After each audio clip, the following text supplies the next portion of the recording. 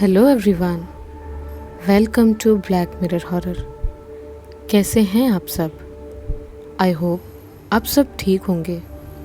आज मैं आप सभी के लिए समय चक्र और हाकनी का पार्ट 3 लेकर आई हूँ और उम्मीद करती हूँ कि यहाँ तक कहानी आपको पसंद आई होगी। कहानी पसंद आए तो इस वीडियो को लाइक, चैनल को सब्सक्राइब और इन वीडियोस को शेयर ज़रूर कीजिएगा और साथ ही साथ बेल आइकन प्रेस करना ना भूलें। इससे आपको मेरे लेटेस्ट वीडियोस की नोटिफिकेशंस मिलती रहेगी। और अगर आपको कहानी से लेके या उससे रिलेटेड कोई भी डाउट्स हो तो मैं इस कहानी के लेखक मधु जी की इंस्टाग्राम आईडी डिस्क्रिप्शन में दे रही हूँ। आप वहाँ पर उनसे कांटेक्ट करके अपने सवालों के जवाब या अपने डाउट्स पूछ सकते हैं। तो चलिए हम बढ़ते हैं हमारी कहानी में आगे। और अगर आपने इस कहानी के पिछले 2 भाग नहीं सुने हैं तो आप पहले उन्हें सुन ले, लिंक डिस्क्रिप्शन में है, वरना आपको आगे की कहानी समझ में नहीं आएगी। तो चलिए अब सुनते हैं हमारी आगे की कहानी। आज मौसम हमेशा से थोड़ा ज़्यादा ख़राब है। ये तेज़ हवाओं का दौर और कड़कड़ाती बिजली मौसम को और भी भयानक बना रहे थे। मैं रसोई में भाई और माँ के लिए चाय बना रही थी। साथ ही मैंने पकौड़ियाँ भी बनाने के लिए गर्म तेल में डाल दी थी। एक छौंक की आवाज़ हुई। इतने में माँ ने आवाज़ दी, नैना, बाहर मौसम बिगड़ गया है, लगता है बारिश होने वाली है। तुम जाकर छत से सूखे हुए कपड़े ले आओ। जी माँ, अभी जाती हूँ, मैंने गैस को बंद करते हुए कहा। मैं रसोई से निकल छत पर चली गई। चारों तरफ का माहौल बहुत ही ख़राब था। हर ओर तेज़ हवा चल रही थी। अच्छा हुआ मैंने सभी कपड़ों पर चिमटियाँ लगा दी थी, वरना सभी कपड़े इस तेज़ हवा में उड़कर पता नहीं कहाँ तक जाते। खैर, मैं ये सब सोचकर कपड़े उतारने लगी।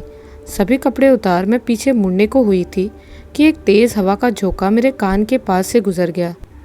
मेरे शरीर में मानो ठंड उतर आई। मेरी हड्डियाँ कांपने लगी थी। किसी की फुसफुसाहट की आवाज़ आई, तुम्हारी जगह यहाँ नहीं है, तुम मेरे साथ जाओगी। इस आवाज़ ने मुझे अंदर तक आतंकित कर दिया था। मैंने पीछे मुड़कर देखा, लेकिन वहाँ कोई नहीं था। मैं डर के सागर में डूबती जा रही थी। मैं बिना कुछ सोचे आगे की ओर भागी और दरवाज़ा बंद कर सीधे सीढ़ियों से नीचे चली गई। मेरी सांसें तेज़ चलने लगी थी और माथे पर पसीना आने लगा था।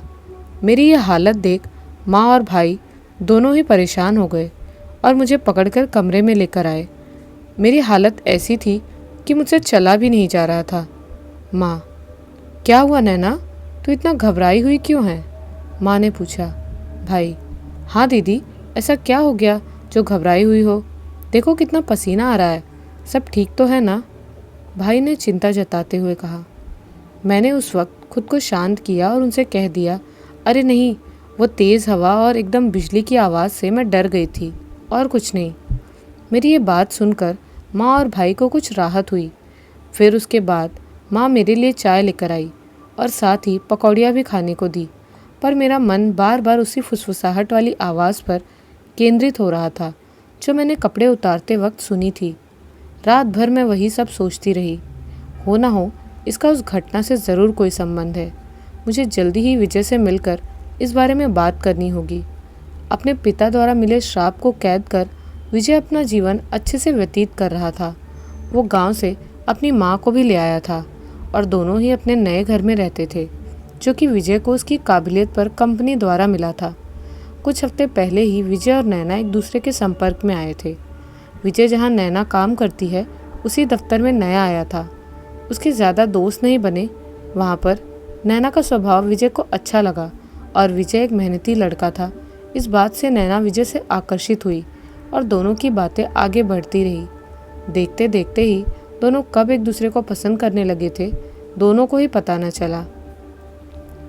कुछ दिनों में दोनों एक दूसरे के करीब आ गए थे, पर मुश्किल तब शुरू हुई जब नैना और विजय की शिफ्ट अलग अलग समय पर लगने लगी। जहां नैना सुबह की शिफ्ट करती थी, वहीं विजय शाम की शिफ्ट में था। काम की इस उलझन ने दोनों को थोड़ा दूर कर दिया था, पर एक रोज़ विजय मन बना लेता है कि वो काम से छुट्टी लेकर नैना के साथ बाहर घूमने जाएगा। फिर उसके अगले ही दिन विजय दफ्तर में छुट्टी के लिए अपनी अर्जी देता है और उसे छुट्टी मिल जाती है। चूँकि विजय अपने काम में बहुत ही मेहनती था, इसलिए उसको छुट्टी मिलने में परेशानी नहीं हुई। इसी बीच कालीनाथ और आदित्यनाथ उसी कुएं के पास पिछले 20 दिनों से यज्ञ कुंड लगाकर महायज्ञ कर रहे थे। उनके यज्ञ से ऐसा प्रतीत हो रहा था मानो किसी अनहोनी को रोकने का प्रयास कर रहे हो। लगातार चल रहे यज्ञ और मंत्रों की आवाज़ से पूरा जंगल गूंज उठा है। पशु पक्षी कोई भी अन्य जानवर अब दूर दूर तक दिखाई नहीं देते। वहाँ रात के समय आने वाली भयावह आवाज़ों की वजह से उस जंगल में अब कोई नहीं जाता था। लगातार यज्ञ में होने की वजह से आदित्यनाथ ध्यान योग में चले गए थे। उनका कोई भी कार्य बेवजह नहीं होता। ये बात कालीनाथ भली भांति जानते थे। इसीलिए उनके ध्यान योग में जाने के बाद भी कालीनाथ उस यज्ञ को जारी रखते हैं। ध्यान योग की अवस्था में योगी आदित्यनाथ को अब बहुत अधिक समय हो गया था। कई दिनों से योग में रहने की वजह से कालीनाथ को परिस्थिति का भान था तथा वो अपनी दिव्य दृष्टि से पता लगाते हैं कि किस जगह पर अनहोनी हो सकती है।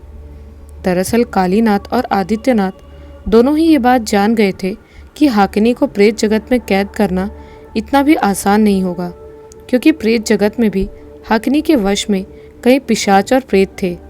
ऐसा स्वाभाविक था।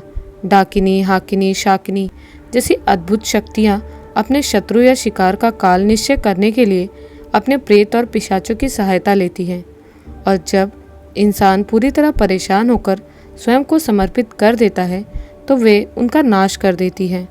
यहाँ विजय सुबह तैयार हो माँ के लिए खाना बनाकर उन्हें खाना खाने के लिए कहता है और अपने घर से निकल जाता है। थोड़ी ही देर बाद वो दफ्तर के नीचे आ जाता है और नैना की शिफ्ट खत्म होने का इंतज़ार करने लगता है। नैना को उसने पहले ही बता दिया था कि आज वो दोनों बाहर घूमने जाएंगे। इसी वजह से नैना भी अब घड़ी की तरफ बार बार देखे जा रही थी, मानो वक्त आज उसकी परीक्षा ले रहा था। उससे और इंतज़ार नहीं हो पा रहा था, क्योंकि विजय से इतने दिनों तक न मिलने की वजह से आज वो बहुत उत्साहित थी। नैना, ओफो, पता नहीं आज ये घड़ी को क्या हो गया है। हमेशा तो जल्दी ही 2 बज जाते हैं, लेकिन आज जब मुझे विजय से मिलना है तो वक्त भी धीमे गुजर रहा है। नैना सोचते हुए ही विजय के ख्यालों में खो जाती है और थोड़ी देर में नैना की शिफ्ट खत्म हो जाती है। वो अपना सारा काम समेटकर दफ्तर से बाहर चली जाती है। बाहर विजय पहले से ही नैना का इंतज़ार कर रहा होता है। विजय जैसे ही नैना को आते हुए देखता है तो वो ठहर जाता है। उसकी शक्ल से ऐसा लगता है जैसे उसने आज से पहले नैना को कभी नहीं देखा था। और ये होना भी था। आज नैना की खूबसूरती सूरज की तीव्र रोशनी को भी मात दे रही थी। नैना, ओ हेलो, कहाँ खो गए मिस्टर? कब से आवाज़ दे रही हूँ? नैना ने विजय के कंधे को हिलाते हुए कहा। विजय, नहीं, वो मैं कुछ नहीं, बहुत देर लगा दी तुमने आने में। विजय होश में आकर नैना से बोलता है। नैना, बस चुप हो जाओ। इतना कहकर नैना विजय को गले से लगा लेती है। इसके बाद विजय और नैना वहाँ से एक होटल जाते हैं, खाना खाते हैं और फिर उसके बाद यहाँ वहाँ सारा दिन घूमकर एंजॉय करते हैं। शाम होने का वक्त होता है और विजय नैना को एक झील के किनारे ले जाता है जहाँ और भी कपल्स होते हैं। विजय नैना को आंखें बंद करने को कहता है, क्योंकि आज विजय उसे प्रपोज करने वाला था। वो घुटने के बल बैठकर नैना के सामने एक अंगूठी रखता है और उसे आंखें खोलने को कहता है। नैना अंगूठी देखकर भावुक हो जाती है और विजय उसे प्रपोज करता है। नैना हाँ में जवाब देकर अंगूठी पहन लेती है।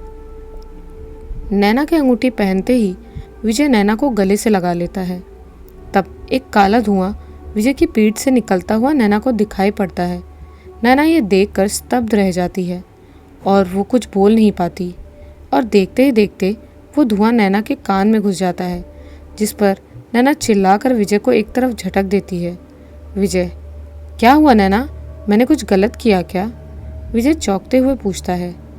नैना इन सबको भ्रम समझकर टाल देती है और विजय से कहती है, नहीं नहीं, वो मेरे कान में शायद कोई मच्छर चला गया था, इसलिए। इसके बाद विजय उसे उसके घर छोड़कर अपने घर चला जाता है। यहाँ योगी आदित्यनाथ अपनी योग मुद्रा में एक स्वप्न देखते हैं, जिसमें उन्हें भी नैना के साथ वही दृश्य दिखाई देता है जब विजय की पीठ से वो काला धुआं निकलता है। योगी आदित्यनाथ एकदम से अपनी आंखें खोलते हैं और कहते हैं, विजय पर से संकट अभी टला नहीं है। कालीनाथ, आप ये क्या कह रहे हैं परम गुरु? पर हाकिनी तो कैद है, कहीं ये वो प्रेत तो नहीं जो उस जगत से इस जगत में आ गया है? हे ईश्वर, यदि ऐसा है तो आकाश और विजय दोनों ही खतरे में हैं। आदित्यनाथ, आकाश नहीं, कोई और। कालीनाथ, कोई और?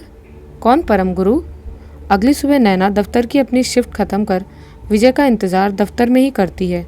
विजय आता है और नैना से पूछता है कि वो घर क्यों नहीं गई, जिस पर नैना विजय को पिछली शाम अपने साथ हुई सभी घटनाएं बताती है। सब कुछ सुनकर विजय को अपने कानों पर विश्वास नहीं होता, मानो उसके पैरों तले ज़मीन खिसक गई थी।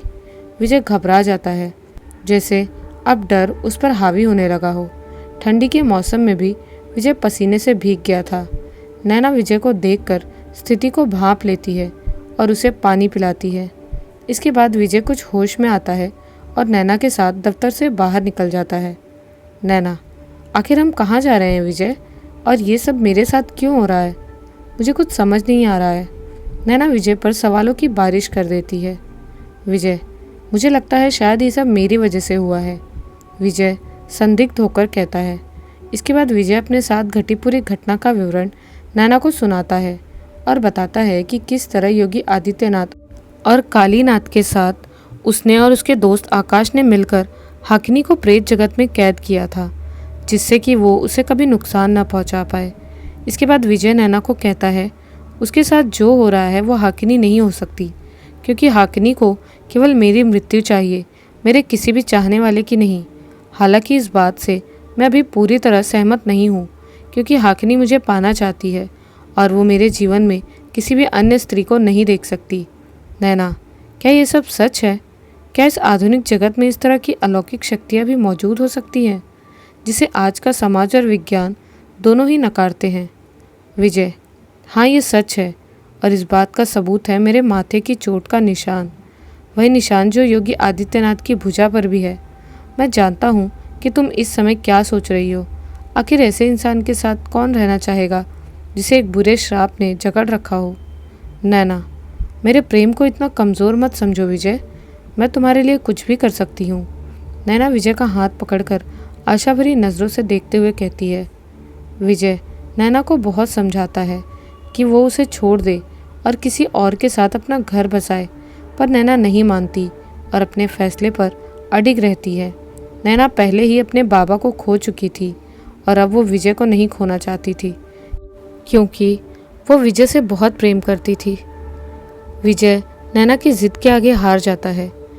विजय, ठीक है, पर एक बात मुझे समझ में नहीं आ रही, और वो ये है कि ये तुम्हारे साथ जो भी हो रहा है, अगर मैं गलत नहीं हूँ तो हाकिनी प्रेत जगत में कैद है, और वो कुआं भी तो। एक मिनट, इसका मतलब कहीं उस कुएं से कोई प्रेत तो इस जगत में प्रवेश नहीं कर गया? क्योंकि पिछली बार ऐसे ही एक प्रेत ने मुझ पर हमला किया था जब मैं उस कुएं से पानी लेने गया था। अगर ऐसा है तो हम बहुत बड़ी मुसीबत में हैं। हमें जल्दी ही आकाश को इन सब के बारे में बताना होगा। विजय आकाश के दफ्तर में फ़ोन करता है, जिससे उसे पता चलता है कि आकाश छुट्टी मनाने बाहर गया है। किस्मत से आकाश के दफ्तर से वो किस डाक बंगले में रुका है, वहाँ का टेलीफोन नंबर विजय को मिल जाता है। आकाश शहर की भागदौड़ भरी जिंदगी और अपने साथ घटी मनहूस घटनाओं को पीछे छोड़ दूर हिमाचल में स्थित महिपालपुर छुट्टियां मनाने आया था। वो दफ्तर में इसकी सूचना देकर आया था, इसलिए उसे विजय की ज़्यादा परवाह नहीं हुई।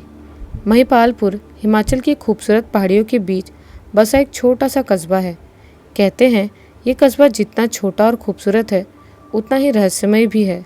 यहाँ की मान्यता थी कि कोई भी सूरज ढलने के बाद पहाड़ियों की ओर नहीं जाता। जहाँ के स्थानीय कहते हैं कि यहाँ पर कई बार लोगों ने भूत देखा है, और जो भी रात के समय पहाड़ियों की तरफ जाता है तो वो लौट कर नहीं आता। इसके बावजूद भी ऐसा करना स्वयं अपनी मौत को निमंत्रण देना है। इस जगह में अलग तरह का खिंचाव है कि जो भी व्यक्ति एक बार यहाँ घूमने आता है तो फिर इस जगह को छोड़कर जाने का उसका मन नहीं होता है। जो यहाँ आया वो यहीं का हो गया। आकाश पूरा दिन कस्बे में घूमकर अब थक चुका था। वो डाक बंगले में आकर आराम करता है और अपने लिए गर्म चाय मंगवाता है। डाक बंगले की देखभाल करने वाला बिरजू चाय लेकर आता है और वहीं टेबल पर रखकर चला जाता है। आकाश चाय की चुस्की लेते हुए वहाँ की खूबसूरती को खिड़की से निहार रहा होता है और मन ही मन खुश भी होता है कि उसे इस जगह घूमने का मौका मिला। इतने में बिरजू आकाश को बुलाने उसके कमरे में आता है। बिरजू, साहब, आपके लिए किसी विजय का फ़ोन है, कह रहे हैं आपसे कोई ज़रूरी बात करनी है।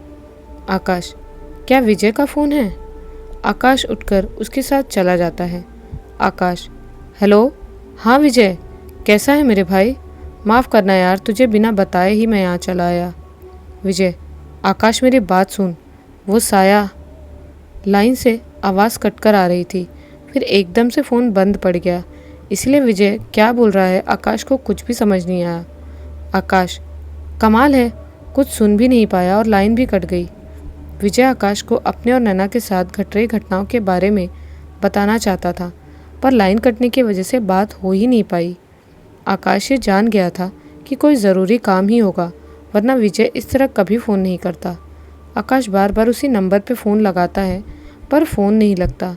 आकाश देखता है फ़ोन की तार टूट चुकी है। अरे, ये तार कैसे टूट गई? वहीं पर खड़ा वो बिरजू बोला। आकाश, अरे कोई बात नहीं, शायद मैंने ही इसे ज़ोर से खींच लिया था। मैं बाहर जाकर किसी पब्लिक बूथ से बात कर लेता हूँ, शुक्रिया। बिरजू, नहीं साहब, इस वक्त आपका बाहर जाना ठीक नहीं है, रात बहुत हो गई है। और बिरजू आगे कुछ बोल पाता इससे पहले ही आकाश उसकी बात को काट देता है।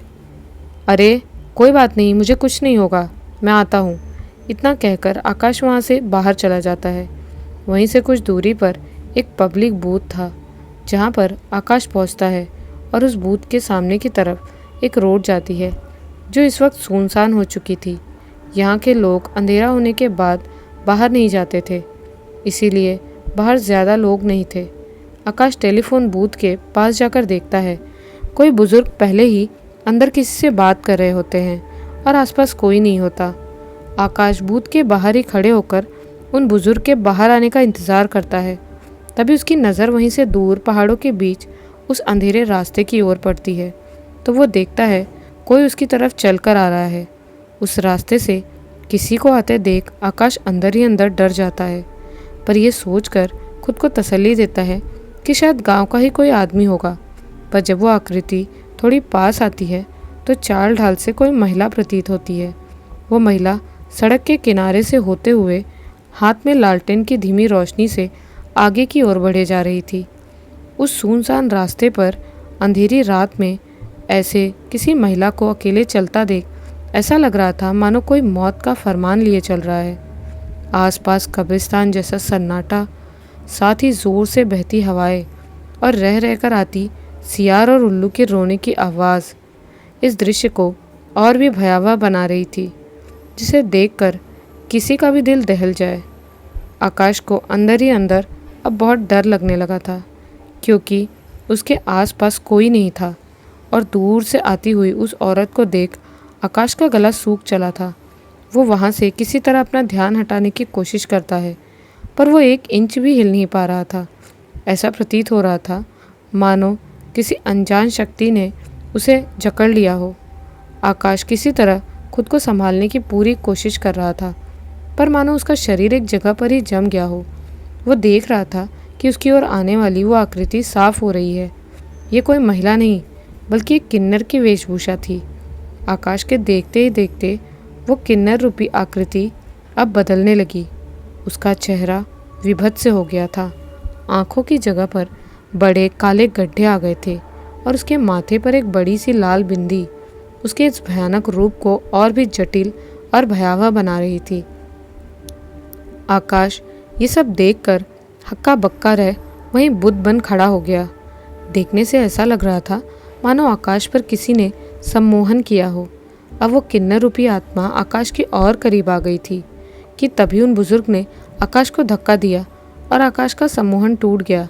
बुजुर्ग के धक्का देते ही वो आत्मा कहीं गायब हो गई। बुजुर्ग बोले, तुम ठीक तो हो बेटा? ये काली शक्ति और कोई नहीं बल्कि एक किन्नर की आत्मा है। आत्मा नाम सुनकर आकाश के माथे से पसीना टपकने लगा। वो कुछ भी समझ पाने की स्थिति में नहीं था। किसी तरह खुद को संभाल आकाश हड़बड़ाते हुए बुजुर्ग से पूछता है, किन्नर की आत्मा? लेकिन बाबा ये मुझे नुकसान क्यों पहुंचाना चाहती थी? और आपने इसे कैसे देखा? बुजुर्ग, यहाँ नहीं, तुम पहले यहाँ से चलो, ये जगह सुरक्षित नहीं है। उसने तुम्हें देख लिया है, वो फिर आएगी। बाबा की ये बात सुनकर आकाश सकपका गया, मानो उसने अपनी मौत को देख लिया था। इसके बाद बाबा और आकाश दोनों ही डाक बंगले में आ गए। अपने कमरे में आकर आकाश बाबा से पूछता है, आखिर ये सब क्या है? तब वो बुजुर्ग बाबा बताते हैं कि तुमने जिसे देखा वो एक शाप रक्षक आत्मा है। आकाश, शाप रक्षक आत्मा? मैं कुछ समझ नहीं पा रहा हूँ, आकाश ने परेशान होकर कहा। बुजुर्ग, उसका नाम कृत्या है। अपने नाम के साथ ही उसने अपनी पहचान को भी विकृत बना लिया है। दरअसल वो एक किन्नर थी, जिससे उसके आसपास लोगों ने उस पर बहुत जुल्म किए, यहाँ तक कि उसके अपने परिवार ने उसे घर से निकाल दिया। जब वो पूरी हताश हो गई तो उसने पिशाच तंत्र की साधना की और फलस्वरूप देवी को प्रसन्न कर अपने लिए वरदान मांग लिया। वरदान में उसने मांगा कि मुझे एक ऐसी आत्मा बनना है जिससे कोई भी बच ना पाए। जब भी कोई श्राप किसी को दिया जाए या उसका अनुसरण हो तो श्राप मुझसे जुड़ जाए, जिसके परिणाम स्वरूप जिस भी व्यक्ति को श्राप लगेगा वो मुझसे बच नहीं पाएगा। इसीलिए जब भी कोई श्राप किसी व्यक्ति को दिया जाता है तो उसे कृत्या दिखाई देती है। आकाश, श्राप? कैसा श्राप? और ये सब किस तरह काम करता है बाबा? आकाश ने बुजुर्ग से पूछा।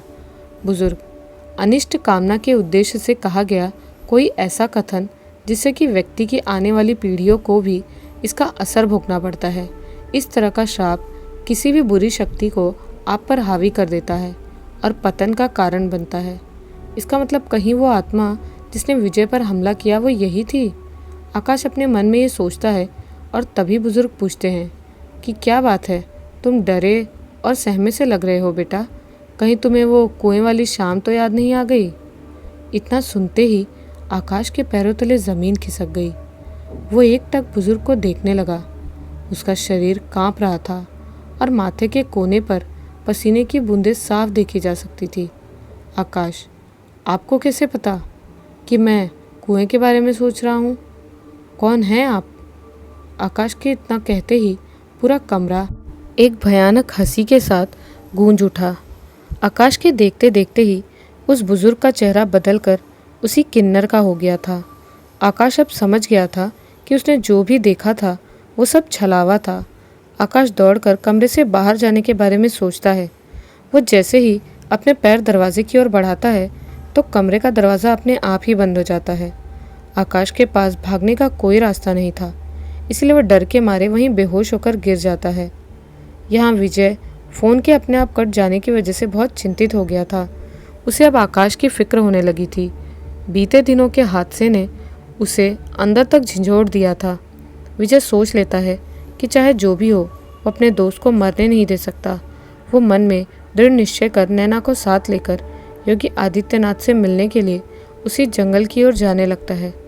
रात की काली परछाई जंगल को और भी भयावह बना रही है और आसपास इतना सन्नाटा है कि यदि वो किसी टूटी टहनी पर पाँव भी रख दे तो आसपास के जानवर भी सतर्क हो जाएं।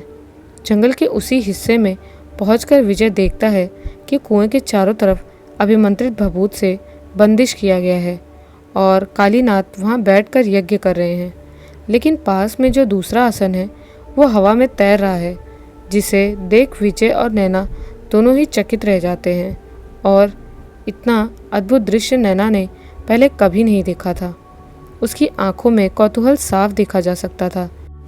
ये सब देखकर ही विजय को ज्ञात हो जाता है कि जो भी नैना के साथ हो रहा है वो हो ना हो हाकिनी से जुड़ा हुआ है। विजय पास जाकर कालीनाथ को प्रणाम करता है और कालीनाथ उन्हें यज्ञ घेरे के अंदर आने को कहते हैं। कालीनाथ कहते हैं कि अभी खतरा टला नहीं है। पुत्र, उचित होगा तुम दोनों इस घेरे के अंदर ही रहो। इस कुएं से निकलने वाली नकारात्मक शक्तियाँ हमेशा ताक में रहती हैं। कालीनाथ, मैं तुम्हारे यहाँ आने का कारण जानता हूँ विजय, कालीनाथ गंभीर होकर कहते हैं। तब विजय सारी घटना का विवरण कालीनाथ को बताता है और कहता है कि वो शक्ति नैना को परेशान कर रही है। अब आप ही हैं जो मेरी मदद कर सकते हैं। विजय बताता है कि उसने अपने दोस्त आकाश से संपर्क साधने का प्रयास किया था, लेकिन आकाश के बात करते ही फ़ोन की लाइन अपने आप ही कट गई। इस घटना को सुन कालीनाथ कहते हैं, क्या नैना के साथ उस घटना के बाद से कुछ अजीब हुआ है? जिस पर विजय ना में जवाब देता है। तब कालीनाथ कहते हैं, इसका मतलब कि वो आत्मा आकाश तक पहुंच चुकी है। विजय और नैना उनकी बात से पूरी तरह सदमे में आ जाते हैं। तब कालीनाथ आगे बताते हैं कि नैना पर हावी वो शक्ति हाकिनी के कहने पर ही यहाँ इस जगत में आई है। हाकिनी उस जगत में कैद भले ही है, लेकिन अधिक समय तक नहीं, पर फिलहाल वो वहाँ से मुक्त नहीं हो सकती। इसीलिए उसने इस बुरी आत्मा को तुम्हारे पीछे इस जगत में भेजा।